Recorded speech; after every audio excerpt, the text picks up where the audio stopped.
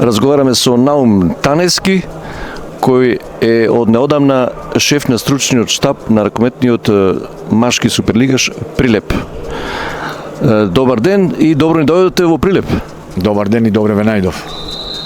Вие доаѓате од Струга, со Струга постигнавте преку бараш опстанок. Што мислите за тоа?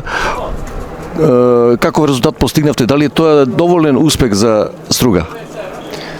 Па тоа бркавме да го оствариме опстанокот во лига, пошто имавме релативно таков состав и успеавме во тоа преку бараш.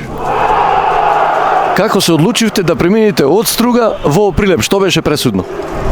Па пресудно беше Прилеп сака да фати плейоф, има малку посериозна екипа и подобар буџет од Струга и работите се тука ракометно подобри и сакав да го прифатам тој предизвик.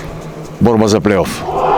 Значи еден исчекор напред. Да, исчекор напред. И за мене како кариера и за Прилеп како екипа. Сега, што мислите за овој играчки кадар во ракометниот клуб Прилеп? Некои играчи се задржани, остана од претходниот состав, некои замина, некои пак дојдоа. Многу битен играч што замина е Никола Цветановски, тој беше носител на оваа екипа. 60 минути играше позиција левбек и на 3-4 во дефанзива. И тука дојде Божидар Лековиќ, сега уште се рано припреми и ќе го надополниме на тоа место со Лековиќ. Исто пристигна и грузински напаѓач Десенбек и на таа позиција како засилување и ќе видиме уште е рано, се воигруваме за да ги видиме нивните вистински вредности на тие два играчи. И Димитриевски тука е. Димитар Димитриевски ја појача позицијата на лево крило, тој е тука и капитен моментално на екипа и е додадена вредност.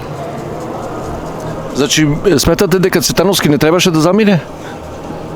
Дали можеше тоа да се направи, да се задржи некако? Јас тоа веќе го затекнав и не можевте да замина, да, имал добра понуда во надвори, ја прифатил и замина во Словенија, во Словенска лига.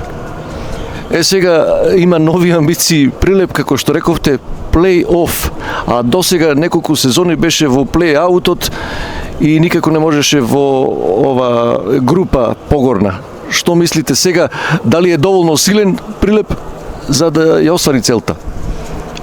Па ние се подготвуваме добро, се припремаме за тоа, ево пријателски утакмици. Уште е почеток, ран почеток на подготовки.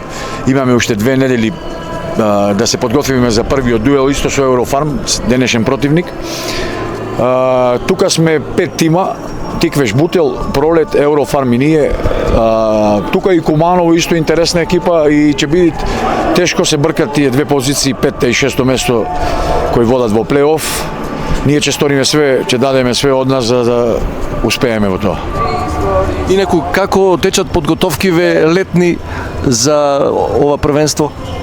О најдобар ред, пред се играчите се здрави и коректно се работи.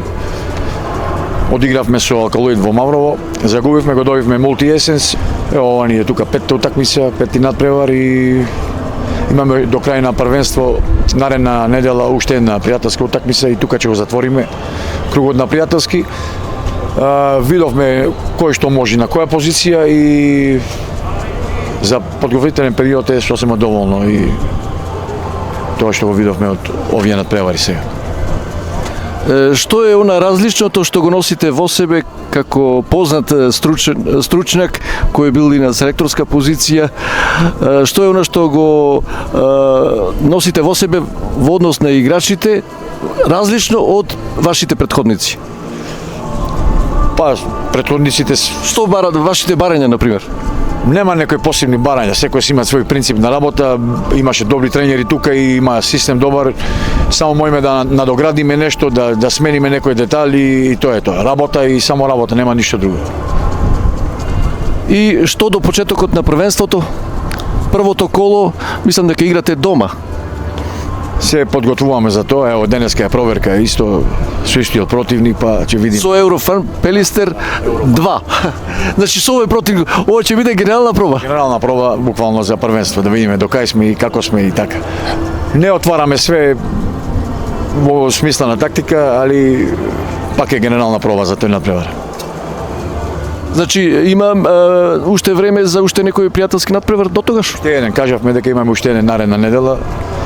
Со Multi Јесенс во Скопје ќе одиграме уште една да му вратиме и тоа е тоа. Ви благодарам и пожелувам успех во ова првенство. Ви благодарам и вас.